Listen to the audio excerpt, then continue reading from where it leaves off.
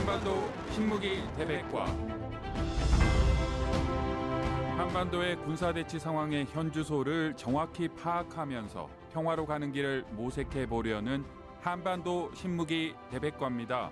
한국의 자주국방 네트워크 이루 사무국장과 함께합니다.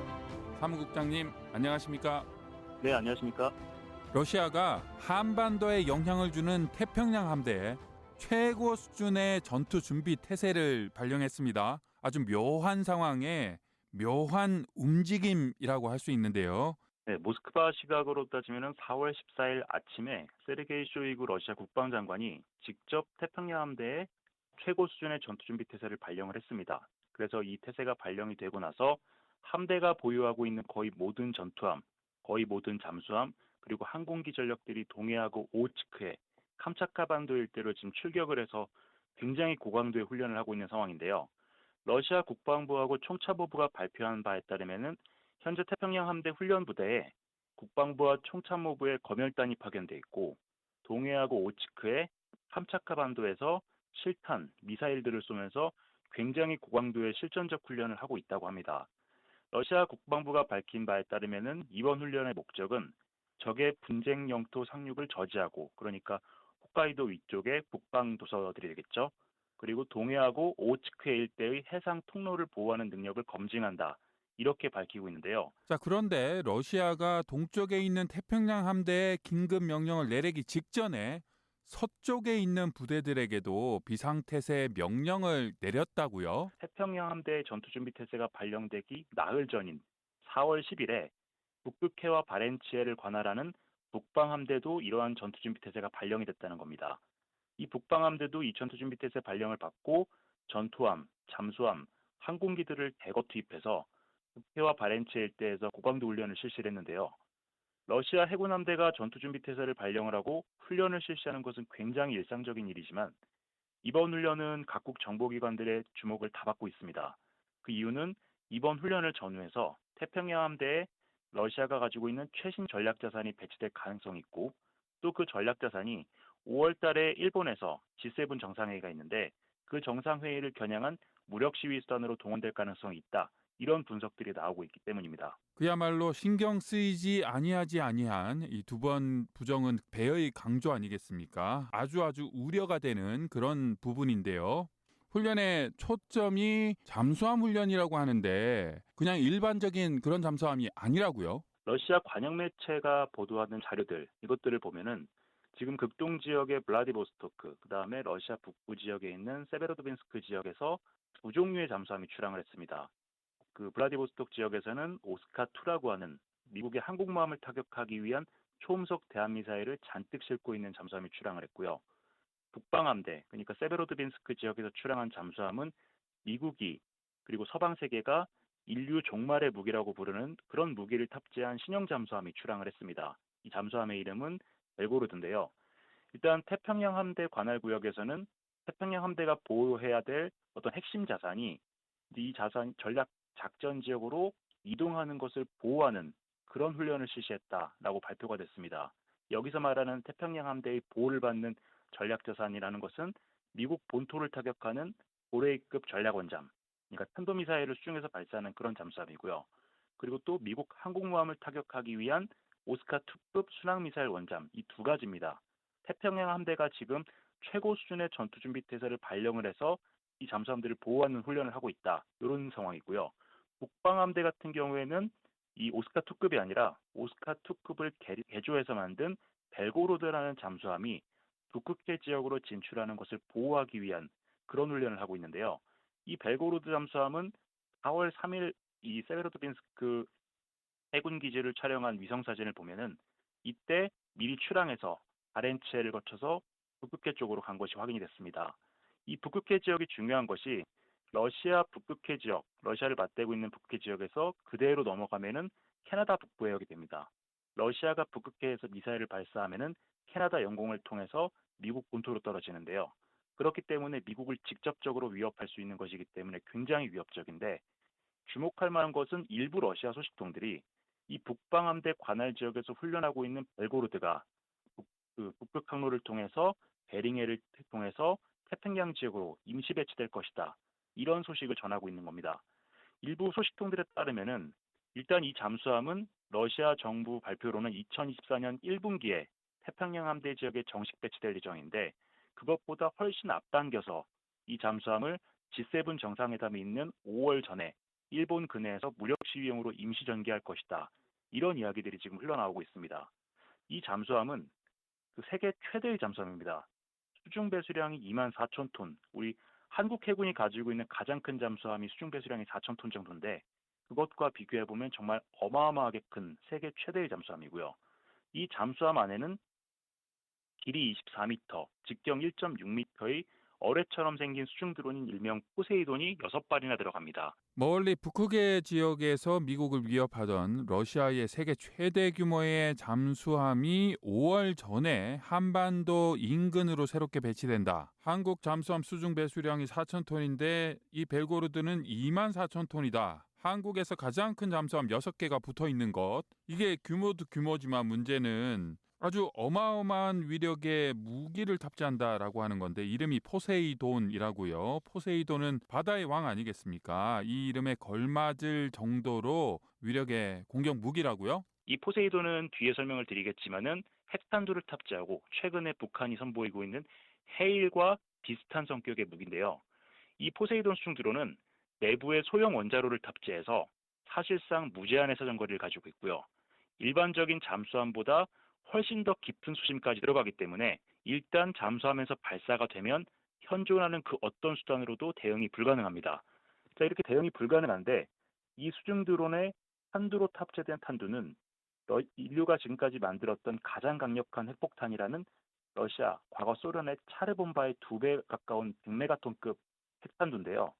이 핵탄두는 적의 해안 도시 근처에서 수중에서 폭발해서 수백 미터 높이의 초대형 방사능 해일을 일으켜서 적의 해안 도시를 초토화시키는 그런 특수 목적으로 제작된 핵탄두입니다.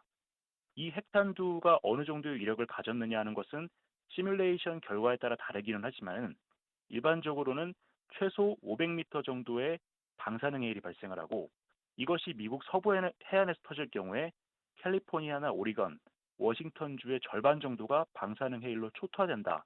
이런 이야기가 나오고 있습니다.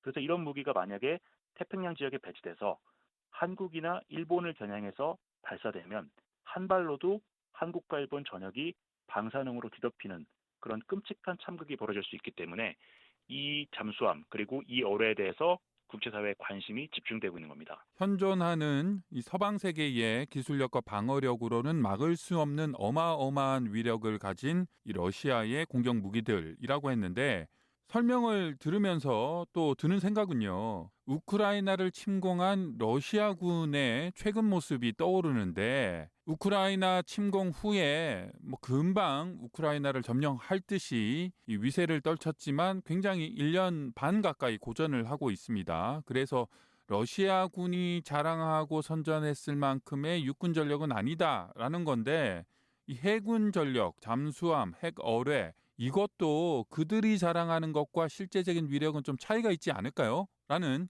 그런 의심이 듭니다. 러시아가 지금 우크라이나에서 굉장히 고전하고 있는 이유는 무기 체계 자체가 속된 말로 뻥스펙이라고 하죠. 실제 성능과 카탈로그 데이터가 굉장히 큰 차이가 나는 그 점도 있지만은 사실 러시아의 수십 년 동안 만연해 있는 비리, 이 비리라는 것이 군 내부의 비리도 있고 방산 비리도 있고 그다음에 이런 보급 체계의 불합리함 이런 것들이 복합적으로 발생해서 지금 저렇게 고전을 면치 못하고 있는 것이고요. 무기 체계 자체만 놓고 봤을 때는 뭐 외국에서 사용되는 무기, 예를 들어서 러시아제 무기를 우크라이나군이 노획해서 사용하면 또 카탈로그 데이터에 나온 대로 성능이 나오기도 합니다. 그러니까 결국에는 그 무기를 운용하는 사람의 문제라는 것인데 전략 무기 같은 경우에는 그런 재래식 무기하고 다르게 개발하는 과정이 엄청난 비용과 엄청난 테스트가 진행이 되고요. 그 진행 때문에 신뢰도 면에서는 굉장히 높을 수밖에 없기 때문에 이것은 아무래도 국가의 생존이 걸린 무기 아니겠습니까? 그렇다 보니까 이런 무기 체계들은 지금 우크라이나 전장에서 구르고 있는 일반적인 전술적인 무기 체계보다는 그 기술적인 신뢰도라든가 성능이 훨씬 더 우수할 것이다 라고 보는 것이 맞을 것 같습니다. 러시아가 태평양 배치를 선언한 잠수함에서 발사하는 이 포세이돈이라는 핵 추진 수중 드론에 대해서도 좀 더 살펴보겠습니다. 북한에서 연이어 선보였던 일명 해일 핵어뢰, 우리 이 시간에도 이일호 사무국장님께서 상세하게 또 설명을 했습니다. 그것과 개념이 아주 비슷한데요. 이들이 이런 무기들을 개발해서 배치하는 이유가 뭘까요? 탄도미사일 같은 경우에는 전통적인 공격 수단이긴 하지만은 기본적으로 높은 고도로 하늘을 날아오기 때문에 레이더에 전부 다 걸립니다. 그래서 기습 효과가 떨어지고 미사일 방어 기술이 발달하면 발달할수록 요격될 가능성이 높기 때문에 생존성이 굉장히 떨어질 수밖에 없습니다. 그런데 이 포세이돈이나 북한의 헤일 이런 수중 핵 추진 드론은 그야말로 완전히 미지의 영역인 심해에서 움직이는 무기이기 때문에 대응이나 요격은커녕 탐지도 어렵습니다. 러시아의 포세이돈이나 북한의 헤일 이 두 가지 모두 이들 두 국가에서 발표한 재원대로 보면은 순항 심도, 그러니까 움직이는 그 물의 깊이가 최소 200에서 300m 정도 됩니다. 물속에서는 레이더가 아니라 이제 소리로, 음파로 이제 물건을 찾는데 소리도 결국에는 바닷물이라는 매개체를 이용해서 움직입니다. 그러니까 바닷물의 온도, 염도, 해류 이런 영향에 따라서 각각의 해역에 따라서 음파가 소실되거나 굴절되거나 왜곡되는 현상이 발생하는데요. 이 말인즉슨 그 심도가 다르거나 탐지하는 주체의 심도, 그 다음에 이 어뢰의 심도가 다르면은 서로 간의 음파가 달라서 탐지가 안 된다는 이야기입니다. 이 심도 200에서 300m, 특히 러시아 포세이돈 같은 경우에는 1000m까지 내려간다고 하는데 또 이 1000m까지 내려가면은 수압이 엄청나게 올라가서 어뢰가 물속을 고속으로 달리면은 그 주변에 이제 기포 같은 걸 생깁니다. 그걸로도 이제 어뢰를 찾을 수 있는데 그 기포가 수압에 의해서 상쇄가 됩니다. 그러니까 이 정도로 깊은 물속의 해저 물체를 찾는 것은 그야말로 완전히 백사장에서 바늘 찾기다.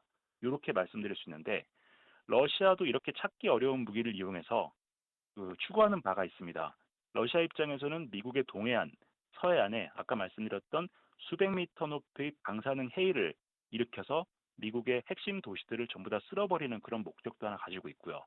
또 러시아가 미국과 전면전을 벌인다면 가장 두려운 것은 미국의 항모전단일 텐데 이러한 항공모함 전단도 수백 미터 높이의 방사능 해일로 일격에 쓸어버릴 수 있기 때문에 러시아는 이러한 무기를 오래전부터 개발을 해왔던 것이고요. 북한 입장에서는 유사시에 자신들에게 가장 위험한 무기가 미국 전략자산, 그러니까 항모전단이기 때문에 북한의 북한식 표현대로라면은 일명 죽탕 쳐버린다. 즉 미국 항모전단을 초토화시키기 위해서 이런 무기를 개발하고 있는 것입니다. 러시아가 중국에 연일 러브콜을 보내면서 군사 협력을 강화하고 있고요. 또 러시아가 북한에도 우리 첨단 무기 보낼 수 있다라고 하면서 한국과 미국 쪽을 위협하고 있습니다. 그야말로 이 북중러 안보 협력, 군사 협력이 강화되고 있고 위협이 커지고 있다라는 건데 한반도가 중심이 되어 있는 이 동북아시아 정세에도 영향을 주겠죠? 네, 최근 미국 고위 관료들도 이 점에 대해서 굉장히 우려하는 목소리들을 좀 많이 내고 있는데 사실 지금 국제 정세가 중국에게 굉장히 유리하게 돌아가고 있습니다. 미국과 서방 세계가 이제 엄청난 지원을 해서 군사력이 굉장히 강해진 우크라이나가 지금은 전국이 완전히 진흙탕이 돼 있는 일명 라스푸티차 기간입니다. 비가 많이 와서 땅 전체가 완전히 질퍽질퍽해지는 갯벌처럼 되는 그런 현상인데 이 현상이 4월에서 5월 초는 되어야 끝나기 때문에 이 5월이 되면은 러시아에 대한 대반격을 시작할 것이다. 이런 관측들이 많습니다. 그런데 러시아는 우크라이나가 적게는 12만에서 많게는 20만 대군으로 이 공세를 벌이는 시점이 되면 러시아는 지금 1년 반 가까이 진행된 전쟁 때문에 굉장히 기진맥진한 상태거든요. 그래서 무기도 없고 탄약도 없는 상태여서 이 상황에서 이제 외부로부터 도움을 받고자 하는데 지금 현재 러시아한테 이러한 무기나 탄약을 공급해 줄 수 있는 외부 공급처는 사실상 중국밖에 없습니다. 그래서 러시아가 최근에 중국 국방부장을 모스크바로 초청을 하고 그리고 군사협력 강화를 요청하고 있는데요. 결국에는 이런 군사협력 강화는 우크라이나가 공세를 할 것이니 이것에 맞설 수 있는 무기를 좀 지원해달라 이런 의미입니다. 실제로 러시아는 4월 초에 쇼이구 국방장관이 직접 리상프 중국 국방부장 겸 국무위원을 초청해서 4월 16일부터 19일까지 각종 회담을 가졌습니다. 그리고 이 회담에서 정말 생각지도 못하게 푸틴 대통령이 직접 나와서 리상프 부상을 직접 맞았는데요. 중국은 현재로서는 강력하게 부인하고는 있지만은 이 자리에서 이번 회담을 통해서 러시아는 중국의 무기와 탄약 공급을 요청한 것으로 알려졌고 지금 우크라이나 정보 당국에 따르면은 실제로 전장에 중국산 부품이 사용된 러시아 무기들이 다수 등장하고 있다. 그리고 점점 많아지고 있다. 이렇게 보고가 나오고 있습니다. 지금 중국과 러시아 관계는 러시아가 아쉬운 상황입니다. 중국이 절대적인 갑의 위치에 있고요. 중국이 러시아에 무기와 탄약을 공급할 경우에는 중국이 이제 국제사회의 제재를 받게 됩니다. 자, 그렇다면은 러시아는 중국이 이러한 손해를 감수하고서라도 중국이 군사 지원을 해줄 수 있는 그런 것을 결심할 수 있는 유인책을 중국에 제시를 해야 되는데 그렇죠. 우크라이나를 침공한 러시아가 당초 계산보다 전쟁이 어려워지면서 중국의 힘이 필요해지고 또 북한에까지 손을 벌려야 하는 그런 상황이 됐습니다. 중국이 가장 큰 이득을 보고 있다라고도 할 수 있는데 물론 북한도 여기서 더 많은 실익을 챙길 수가 있겠네요. 뭐 러시아 입장에서는 중국한테 제시할 수 있는 것이 가스나 석유 같은 에너지 자원을 염가에 공급하는 것도 있겠지만은 지금 중국의 최대 관심사는 미중 패권 경쟁과 대만 문제입니다. 이 상황에서 러시아가 미국과 일본을 견제하면서 중국에게 도움을 주는 것만큼 큰 전략적인 이익은 없을 겁니다. 그렇다면은 이번에 앞서서 말씀드렸던 러시아 북방함대와 태평양 함대의 무력 시위성 성격, 이것은 우리가 이 정도 능력이 된다. 그러니까 우리가 이러한 능력으로 미국과 일본을 견제해주겠다. 그리고 유사시 중국 너희를 도와주겠다. 이런 메시지를 어필한 것이다라고 볼 수 있고요. 러시아가 이렇게 메시지를 보내면서 중국은 유사시에 미중 패권 경쟁이나 대만 유사시에 러시아로부터 도움을 받는 조건으로 무기를 러시아에 공급하는 그런 시나리오가 나올 수도 있습니다. 그리고 또 러시아와 북한 관계를 보면은 바그너 그룹이라는 러시아의 용병 단체가 북한으로부터 대량의 탄약과 무기를 구매했다. 뭐 대전차 미사일과 포탄 이런 이야기가 나오고 있는데 여러 방면에서 지금 러시아가 북한의 도움을 받고 있습니다. 전투복이라든가 이런 탄약, 이런 소모품 같은 것들도 주고 있고 일각에서는 노동자들이 넘어가서 뭐 복구 작업을 도와주고 있다는 얘기도 있는데 러시아가 반대급부로 북한에 주고 있는 것은 석유하고 밀 그리고 말 이런 사치품이 일부 발입된 것으로 확인이 되고는 있습니다. 그런데 북한이 러시아에 공급한 무기 양과 질을 생각을 해보면 굉장히 부족한 상태인데요. 이번에 북한이 발사한 화성 18형 미사일 같은 경우에는 러시아가 운용하고 있는 대륙간 탄도미사일 토폴-M이랑 형상이나 크기, 발사 방식이 굉장히 유사합니다. 그래서 서방 싱크탱크들이 러시아의 탄도탄 기술이 북한에 제공됐을 가능성도 배제할 수 없다라고 이야기를 하고 있는 것인데요. 자, 그러면은 그 북한과 러시아 협력, 중국과 러시아 협력 이런 전체적인 협력 관계를 봤을 때 일단 북한은 2021년 6월 달에 중앙군사위 확대 회의를 통해서 미중 패권 경쟁에서 중국의 전위대가 되겠다 이렇게 결정하고 북한판 A2AD를 준비를 해왔습니다. 그래서 미국 항모전단을 잡는 미사일을 개발하고 그런 훈련들을 해왔던 것이고요. 여기에 러시아까지 가세할 경우에는 이제 서태평양 지역에는 중국을 중심으로 해서 강력한 반미 군사 동맹체가 탄생하는 겁니다. 이것은 이 서태평양 지역에 있는 한국과 일본의 엄청난 군사적인 위협이 되는 것은 물론이고 이러한 그 삼각 동맹이 미국의 패권 유지 그리고 나아가서는 미국 본토의 생존에 엄청난 위협을 주게 될 겁니다. 자주국방 네트워크 이루 사무국장이었습니다. 감사합니다. 네, 감사합니다. 군사 상황의 현주소를 정확히 파악하면서 평화로 가는 길을 모색해 보려는 한반도 신무기 대백과 지금까지 진행의 김진국이었습니다. 청취해 주셔서 고맙습니다.